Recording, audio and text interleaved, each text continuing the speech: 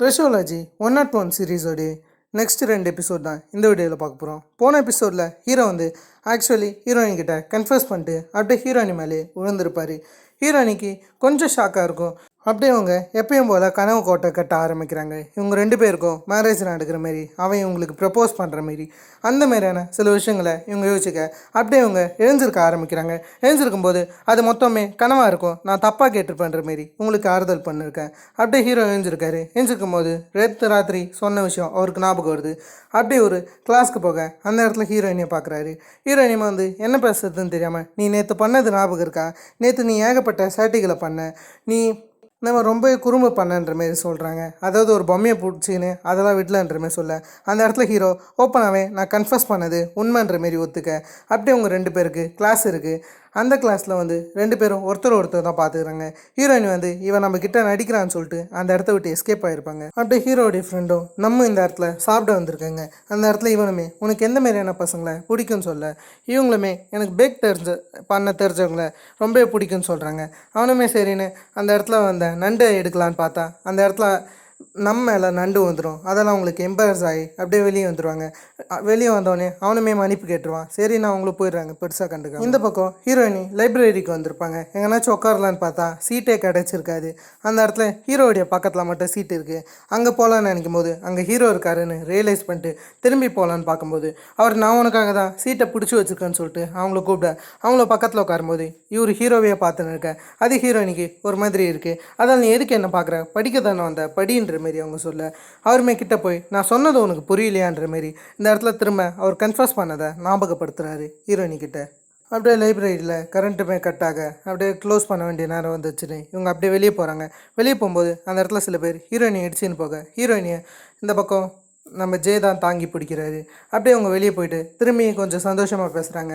அந்த இடத்துல ஹீரோ பேசுறது மூலியமாக ஹீரோ இந்தமாரி கன்ஃபர்ஸ் பண்ணதில் சீரியஸாக தான் இருக்கான்னு இவங்களுக்கு புரியுது. அதால் இவங்க அப்படியே அடுத்த நாளே இவங்க எல்லோரும் குரூப் ஸ்டடி பண்ணலான்னு இருப்பாங்க. அதால் இந்தமாரி எங்கேனாச்சும் போகலான்னு பார்க்கும்போது அந்த இடத்துல போக பெருசாக இடமும் இருந்திருக்காது. அதாவது ஹீரோடைய இடத்துல தான் போய் இவங்க எல்லாத்தையும் பண்ணுற மாரி இருக்கும். என்ஜாய் பண்ணிருக்காங்க. அந்த சமயத்தில் அந்த இடத்துல போர்க்கெலாம் போட்டு அதெல்லாம் வருத்துன்னு இருக்கேன். அந்த இடத்துல ஹீரோயினுடைய ஷர்ட் அவங்கள நெரிக்கிற மாரி இருக்கா, அதை அவர் ரிலீஃப் பண்ணி விட்றாரு. அந்த இடத்துல ஹீரோயினிக்கு ஒரு மாதிரி வேர்வை ஊற்றுற மாரி இருக்கேன். எதுக்கு உனக்கு ஸ்வெட் ஆகுதுன்னும் போது அதெல்லாம் எதுவும் கிடையாதுன்னு இவங்க சமாளிக்கிறாங்க. லைட்டாக அந்த இடத்துல சார்ஜிக்கு பொறாமற மாரி இருக்குது. அதே சமயத்துலேயே சார்ஜி ஜெய் இவங்க 2 பேருமே வெளியே போய் ஷாப் பண்ண வந்திருக்காங்க. அந்த இடத்துல சார்ஜி கிட்ட ஹீரோ கன்ஃபர்ஸ் பண்ண விஷயத்த லைட்டாக மென்ஷன் பண்ணுறாரு. ஃபுல்லாக எதையும் சொல்ல அப்படியே அந்த இடத்துல காமிச்சா ரொம்பவே பார்த்துனா ஹீட் ஆகிடுது. அதாவது ரொம்பவே இந்தமாரி புகை வரதுனால அந்த இடத்துல ஹீட் எக்ஸ்டென்ஷன் ஓப்பன் ஆக அந்த முழுக்கவே தண்ணி ஒழுவ ஆரம்பிக்குது. இந்த இடத்துல இவங்க 2 பேருக்கும் இது தெரிஞ்சு வேகமாக ஓடியார அந்த இடத்துல ஹீரோயினி அங்கே இருக்கிற பொருட்களை எடுக்கலான்னு நினைக்கும் போது அந்த இடத்துல ஹீரோயினியை இவர் பிடிக்கிறாரு. உனக்கு எதுவுமே ஆகலையன்ற மாதிரி அதில் ரொம்ப அக்கறையை பார்க்க இதை மொத்த பேருமே நோட்டீஸ் பண்ணுறாங்க. அந்த இடத்துல எனக்கு எதை பற்றி கவலை இல்லைன்னும் போது ஹீரோயினி அந்த திங்ஸை எடுக்க தான் பார்த்துருப்பாங்க. அதில் ஒரு ஹீரோயினிக்கு புத்திமதி சொல்லின்னு இருக்காரு. இவங்க கிளம்பலான்னு சொல்லிட்டு அந்த இடத்துல ஹீரோவுக்கு இந்தமாரி பாய் சொல்லிட்டு போகிறாங்க. அந்த இடத்துல அந்த ஃப்ரெண்டுமே எல்லாமே என்ன தானே இவர் சொல்கிறாரு. இவர் தான் அதிகமாக சம்பவம் பண்ணியிருப்பார். இதெல்லாம் இருந்ததுக்கப்புறம் சரின்னு ஹீரோயினும் வீட்டுக்கு போகிறாங்க. அந்த சமயத்தில் ஹீரோ ஹீரோயினுக்கு கால் பண்ணி கொஞ்சம் ரொமான்டிக்காக இவங்க 2 பேருக்குள்ளார பேச்சு போகுது. இவங்க 2 பேருமே ஒருத்தர் பற்றி ஒருத்தர் விசாரிச்சிருக்காங்க. அந்த இடத்துல ஹீரோயினிக்கு கோல்டு பிடிச்சிருக்குன்னு ஹீரோவுக்கு தெரியுது. அப்படியே இந்த பக்கம் சார்ஜியை காமிச்சா சார்ஜி ஹீரோயினியை பார்க்குறாரு. அது மூலியமாக ஹீரோயினிக்கு கொஞ்சம் கோல்டு பிடிச்சிருக்குன்ற விஷயம் இவருக்கு தெரியுது. அப்படியே இந்த பக்கம் ஹீரோவை காமிச்சா இவர் ஷாப்புக்கு போகிறது மட்டும் இல்லாமல் ஹீரோயினிக்காக மெடிசன் வாங்குறாரு. ஏன்னா ஹீரோயினிக்கு தான் கோல்டு பிடிச்சிருக்குமே. அதே சமயத்துலேயே இந்த பக்கம் நேற்று நடந்த சம்பவத்துக்கு நம்மக்கிட்ட இந்த ஃப்ரெண்டு வேறு சாரி கேட்டுன்னு இருக்காரு. அதே சமயத்தில் இப்போ வேறு எப்போனாச்சு மீட் பண்ணலான்னு சொல்கிறாங்க. அப்படியே ப்ராப்பராக அவங்களோட நம்பரையுமே இவர் வாங்கிக்கிறாரு. அதில் இவர் கொஞ்சம் சந்தோஷமாக இருக்கார். ஜெய்கிட்டே சந்தோஷமாக தான் பேசின்னு வர அந்த இடத்துல ஹீரோடைய அம்மா இந்த காலேஜ்லேயே ஒரு ப்ரொஃபஸர் உஷார் பண்ணியிருப்பாங்க. அதாவது ஹீரோ அவங்கள தனியாக கூட்டின்னு போகிறது மட்டும் இல்லாமல் அவங்களுக்கு புத்திமதி சொல்லின்னு இருக்காரு. எனக்கு தெரிஞ்ச மாரி நீங்கள் காட்டிக்காதீங்க, நீங்கள் எதை வேணாலும் பண்ணிக்கோங்க, அதை பற்றி எனக்கு கவலை கிடையாதுன்னு அவங்கக்கிட்ட கொஞ்சம் கோவமாக பேசிட்டு வரேன். அவங்களுக்குமே கொஞ்சம் ஹேர்ட் ஆன மாரி. அப்படியே ஒரு ஹீரோயினை பார்த்து கொஞ்சம் சந்தோஷமாக பேசின்னு இருக்காரு. ஹீரோயின்கிட்ட பேசும்போது தான் இவருக்கு ரிலீஃபாக இருக்குது. ஃபர்ஸ்ட் டைம் இவர் எப்படி ஹீரோயினியை சந்திச்சாருன்னு சொல்கிறாரு. அதான் லவ் எட் ஃபர்ஸ்ட் சைட்னு இவர் சொல்கிறாரு. ஆர்மியை ஃபினிஷ் பண்ணவொடனே இவர் ஹீரோயினியாக ஆர்ட் கிளப்பில் பார்த்துருப்பாரு. அந்த சமயத்தில் ஹீரோயினி ஒரு ஆர்ட் பண்ணியிருப்பாங்க. அப்படியே அவங்க பேண்டை இவங்க தலையில் போடலான்னு பார்த்தா இவங்களால போட முடியாது. அதை பார்த்தோன்னே ஜெய் நான் என்ன போட்டு தரேன்னு சொல்லிட்டு அந்த பேண்டை வாங்குறாரு. அந்த பேண்டை அப்படியே அவங்களுக்கு அழகாக போட்டு விட்றாரு. போட்டு விடுறது மட்டும் இல்லாமல் அங்கே இவர் வாங்கி அந்த மெடிசனை இப்போ தான் அவங்கக்கிட்ட தராரு. அவங்களுமே இங்கே ஆல்ரெடி ஒரு மெடிசன் இருக்கேன்னு சொல்ல அதை வச்சது சார்ஜ் தான், அது உங்களுக்கு தெரிஞ்சிருக்காது. அதை ஹீரோ நீ இந்த மெடிசனை யூஸ் பண்ணு, நான் கரெக்டாக தான் வாங்கி வந்திருக்கேன்னு அதை இவங்களுக்கு தர. அப்படியே இந்த பக்கம் ஹீரோவுடைய எக்ஸை காமிக்கிறாங்க. அவங்க இந்த மாதிரி ஒரு செலிப்ரிட்டியாக இருக்காங்க. இவங்கள அதிக பேருக்கு தெரியும். அதில் இவங்களும் கொஞ்சம் சந்தோஷமாக இருக்காங்க. ஹீரோடைய காலேஜில் இவங்க என்னமோ ஒரு ஆங்கரிங் பண்ண வராங்கன்னு நினைக்கிறேன். அதை பற்றி பசங்களாம் கொஞ்சம் சந்தோஷமாக பேச அதில் ஹீரோ தான் கொஞ்சம் காண்டாக இருக்கார். அப்படியே ஹீரோயினி ஒரு ஸ்டாச்சுவை செஞ்சுருப்பாங்க. அது கொஞ்சம் டிசப்பாயின்மெண்ட்டாக இருக்குன்னு டீச்சர் திட்டா. அப்படியே வீட்டுக்கு போனால் வீட்டில் வந்து அவங்க அப்பா அம்மா கூட ஹீரோயினியை அப்ராடுக்கு அமிச்சிடலான்னு யோசிக்கிறாங்க. ஹீரோயினி மேலே அதிக நம்பிக்கை வச்சுருக்கேன். அப்படியே ஹீரோயினிக்கு சார்ஜி கால் பண்ணுறான். சார்ஜியோடைய கால் எடுக்கும்போது சார்ஜி வீட்டுக்கு வெளியே இருக்கானா. அப்படியே ரோட் சைடில் ஹீரோயினியை ஃபீல் குட்டாக வச்சுக்கணும்னு சொல்லிட்டு அப்படியே ஹீரோயினிக்கு அந்த வியூவை ரசிக்கிறான். அந்த இடத்துல ஹீரோயினுமே நான் என்னுடைய அப்பா அம்மாவை டிசப்பாயின்ட் பண்ணுறோன்னு தோணுது, எனக்கு ஸ்காலர்ஷிப் கிடைக்கலாம், அவங்க ரொம்பவே வருத்தப்படுவாங்கன்னும் போது சார்ஜ் தான் வந்து ஹீரோயினியை ஆறுதல் படுத்திட்டு அப்படியே வீட்டில் விட்டு போக இதை அப்பா பார்க்குறாரு. அப்பா பார்த்துட்டு அது உன்னுடைய பாய் ஃப்ரெண்டான்னு கேட்க இவங்களுமே இல்லை, அது ஜஸ்ட்டு என்னுடைய ஃப்ரெண்டுன்னும் போது பரவாயில்லன்ற மாதிரி இந்த இடத்துல அவரும் சொல்ல. அப்படியே அடுத்த நாள் ஹீரோயினி 2 பேரும் ஒருத்தர் பார்த்துருக்காங்க. ஹீரோ வந்து ஹீரோயினி ரொம்ப அழகாக இருக்கான்ற மாரி இதுக்கு முன்னாடி நடந்ததெல்லாம் யோசிச்சு பார்க்குறாரு. அந்த இடத்துல இவங்க 2 பேரும் இப்படி பேசிக்கின்னு வராங்க. அந்த சமயத்தில் சார்ஜ் வர அப்படியே பக்கத்துலேருந்து ஹீரோடைய எக்ஸ் வரா. அவள் வரும்போது நம்ம பார்த்ததுல ரொம்பவே சந்தோஷம், ரொம்ப நாள் கழிச்சு பார்க்குறோன்னு போது அதை கேட்டவொடனே ஹீரோயினிக்கு ஷாக் ஆகுது. அப்படியே நம்ம தனியாக பேசுவோமான்ற மாரி அந்த பொண்ணு கூப்பிட்ட அப்படியே இவங்க 2 பேரும் பேச ஆரம்பிக்கிறாங்க. அப்படியே அந்த பொண்ணுக்கு இன்னும் ஹீரோ மேலே இன்ட்ரெஸ்ட் இருக்குதுன்னு நினைக்கிறேன். இவங்க எங்கே பேச வந்திருப்பாங்கன்னா நம்முடைய ஷாப்பில் தான் பேச வந்திருப்பாங்க. அதில் இவங்க 2 பேரும் பேசுகிறத நம்ம பார்க்குறேங்க. அந்த இடத்துல ஹீரோ நம்ம பேச வேண்டியதுலாம் பிரேக்கப்லேயே பேசியாச்சுன்னு இவர் சொல்லின்னு இருக்கேன். அப்படியே இவங்க 2 பேரும் பேசின விஷயத்தை பற்றி ஹீரோயினிக்கிட்ட டைப் அடிக்கலான்னு பார்க்கும்போது அதை நம்ம நேர்லேயே சொல்லிக்கலான்னு சொல்லிட்டு அவர் அந்த டைப்பிங் மெசேஜை கேன்சல் பண்ணிடுறாரு. அப்படியே அந்த இடத்துல எல்லாருமே உட்காந்து சாப்பிடும்போது அந்த சமயத்தில் இந்த மாதிரி ஒரு மெசேஜ் வந்திருக்கும். அந்த மெசேஜை ஃப்ரெண்டு எடுத்து காமிக்கிறாங்க. இப்போதைக்கு அந்த பொண்ணும் ஹீரோவும் ஒன்றா டேட்டிங் பண்ண விஷயத்த அந்த பொண்ணு வேணும்னே போஸ்ட் பண்ணியிருக்கேன். அது எல்லாருக்குமே தெரிய வந்திருக்கு. ஹீரோனி அதை நினச்சி கவலைப்படுவாங்கன்னு ஃப்ரெண்டில் ஆறுதல் பண்ண ஹீரோனி அதெல்லாம் கிடையாதுன்ற மாரி அதை மழுப்புறாங்க. இப்படிலாம் இருக்கிற சமயத்தில் இந்த நியூஸ் ஹீரோவுக்கு தெரியுது. ஹீரோ ஸ்ட்ரெயிட்டாக பன்னியே ஜெனை தேடி போகிறாரு. கடைசி அவர் கண்ணில் பன்னியுமே பார்த்துடுறாரு. அவகிட்ட அதை பற்றி எக்ஸ்பிளைன் பண்ணலான்னு வரும்போது அவள் வேணும்னே விலகி போயிடுறா. அதே சமயத்தில் திரும்பியும் நம்ம ஹீரோயினையும் ஒரு ஆர்ட் பண்ணியிருக்கேன். அந்த சமயத்தில் இவங்க கை லைட்டாக கீழ்ச்சிக்குது. அதை பார்த்தோன்னே சார்ஜ் தான் கொஞ்சம் வருத்தப்படுறாரு.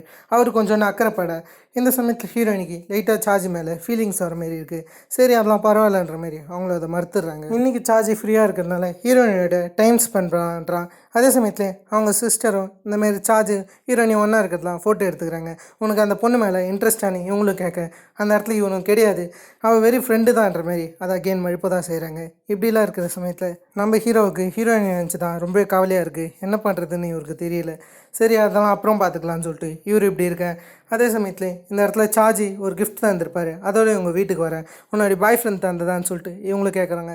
அதெல்லாம் கிடையாதுன்னு சொல்கிறாங்க. அப்படியே அடுத்த நாள் ஆகுது. அடுத்த நாள் இவங்க சார்ஜியோட பேசின்னு வர அதை பார்த்தோன்னே இந்த பக்கம் ஒரு மாதிரி ஜேவுக்கு கடுப்பாகுது. அந்த சமயத்தில் ஒரு பால் பட வரேன். அந்த பாலை இவர் கேட்ச் பண்ணிடுறாரு. அந்த சமயத்தில் ஒரு பையன் பேச வரான்.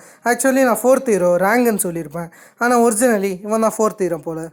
இந்த இடத்துல பிடிக்கக்கூடிய ஆள் கொஞ்சம் சஸ்பிஷியஸாக இருக்கார். இதுக்கு மேலேருந்து நம்ம இவருமே பார்க்கலாம். அவருமே நீ ஒன்றும் மாறலன்ற மாரி ஹீரோயினியை பார்த்து பேசின்னு இருக்காரு. இவருக்கு ஆல்ரெடி ஹீரோயினியை தெரிஞ்சுக்குதுன்னு நமக்கு தெரியுது. அப்படியே அந்த இடத்துல வீட்டில் காமிச்சா ஹீரோடைய எக்ஸோடைய அந்த நியூஸ் தான் போயின்னு இருக்கு. அவங்க நியூஸ் வாசின்னு இருக்காங்க. அந்த அம்மாவுமே இவங்களை பாராட்டின்னு இருக்காங்க. ஏன்னா இவங்களுடைய ஃபேனாக இருப்பாங்கன்னு நினைக்கிறேன். அதை கேட்டவொடனே இந்த பக்கம் பன்னிக்கு கொஞ்சம் கடுப்பாகுது.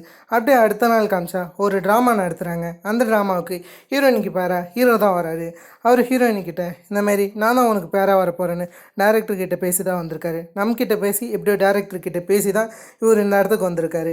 அப்படியே இந்த இடத்துல ஹீரோ வந்து அது பாஸ்ட்டில் முடிஞ்சு போந்து நாங்கள் 2 பேரும் இப்போதைக்கு ஒருத்தர் பற்றி ஒருத்தர் தெரியாதவங்க தான், அதால் நீ அதை பற்றி கவலைப்படாதன்னு போது ஹீரோ இனிமேல் அதெல்லாம் சொல்லணும்னு அவசியம் இல்லைன்னு போது எனக்கு இதெல்லாம் சொல்லணும்னு இவர் பேசின்னு வர்றாரு. அந்த சமயத்தில் மழைத்துளிகள் படுற மாரி இருக்கேன். அதில் இவர் வந்து இவருடைய கோட் மூலியமாக ஹீரோயினியை ப்ரொடெக்ட் பண்ணுறாரு. அப்படியே மழை பெஞ்சதுனால அந்த இடத்துல ஒரு பெயிண்டிங் வேஸ்ட் ஆகிருக்கும். அதை பற்றி பேச ஹீரோயினி அந்த பெயிண்டிங்கை அழகாக வரைஞ்சி கொடுக்க அங்கே இருக்கிறவருமே உனக்கு என்னாச்சும் தேவைப்பட்டுச்சுன்னா எங்களை கூப்பிடுன்னு சொல்லிட்டு விசிட்டிங் கார்டை கொடுக்குறாங்க. அப்படியே ஹீரோயினி சார்ஜ் கூட சேர்ந்து இந்தமாரி அவங்க ஆர்ட்டை அகெயின் பண்ண ஆரம்பிச்சிருப்பாங்க. அந்த இடத்துல சார்ஜ் கூட பேசினே பண்ண சார்ஜ் ஹீரோயினி ஆனால் அவனை ஒத்து பார்த்துன்னு இருக்கான். அதை ஹீரோயினியுமே அடிக்கடிக்கு நோட்டீஸ் பண்ணுறேங்க. சார்ஜுக்கு ஹீரோயினியை பிடிச்சிருக்குன்னு நினைக்கிறேன். ஹீரோயினி அதெல்லாம் பெருசாக கண்டுக்கல, சேர்ந்து ஆர்ட் தான் பண்ணிருக்காங்க ஹீரோவை பற்றி பேசின்னு. அப்படியே இந்த பக்கம் ஹீரோவுடைய ஃப்ரெண்டு இந்த இடத்துக்கு வராரு. ஹீரோடைய ஃப்ரெண்டு வரது மட்டும் இல்லாமல் இது சார்ஜோடைய பர்ஸு இது அவன்கிட்ட தந்துருன்னும் போது அந்த பக்கம் ஹீரோயினையும் சார்ஜை ஆட் பண்ணியிருப்பாங்க. அந்த சமயத்தில் ஹீரோயினுடைய மூக்கில் இந்தமாரி ஒரு பெயிண்ட் பட்டுரும். அதை சரி பண்ணுறேன்னு சொல்லிட்டு சார்ஜ் அப்படியே ஹீரோயினி கிட்ட க்ளோஸானு இருக்கேன். அதை ஹீரோ பார்த்துட்டு அதை தடுக்கிற அந்த இடத்துல பண்ணியுமே என் மூக்கில் பெயிண்ட் ஒட்டி இருந்துச்சு, அதை தான் அவன் எடுக்க வந்தான்ற மாரி எக்ஸ்பிளைன் பண்ணியிருக்கேன். அதெல்லாம் பரவாயில்லன்னு ஹீரோ வந்து ஸ்ட்ரெயிட்டாக சார்ஜை கூட்டின்னு போகிறாரு. சார்ஜுக்கிட்ட என்ன சொல்கிறான்னா, நீ ஹீரோயினிக்கிட்ட க்ளோஸாக நெருங்காத, ஹீரோயினி தப்பாக புரிஞ்சுக்க போகிறா, நீ ஆனால் ஹீரோயின்கிட்ட இப்படி நெருங்கிற வேலை வச்சுக்காத, நான் எதுக்கு இங்கே வந்தேன்னா உன்னுடைய பர்ஸை தருதான்ற மாரி அந்த பர்ஸை கொஞ்சம் ஆர்ச்சாக தான் தந்துகிட்டே போகிறாரு. சரி நான் அதை சார்ஜ் வாங்கிக்க. சார்ஜ் தான் வந்து ஹீரோயினை வீட்டில் ட்ராப் பண்ணுறாரு. அந்த சமயத்தில் ஹீரோயினி தூங்கியிருப்பாங்க. அதே ஒரு கொஞ்சம் ரசிக்கிறாரு. அப்படியே ஹீரோயினி எழுந்துறேன், சரி நான் உங்களை வீட்டுக்கு போகிறாங்க. ஹீரோயினி பர்ஸை விட்டுட்டாங்க.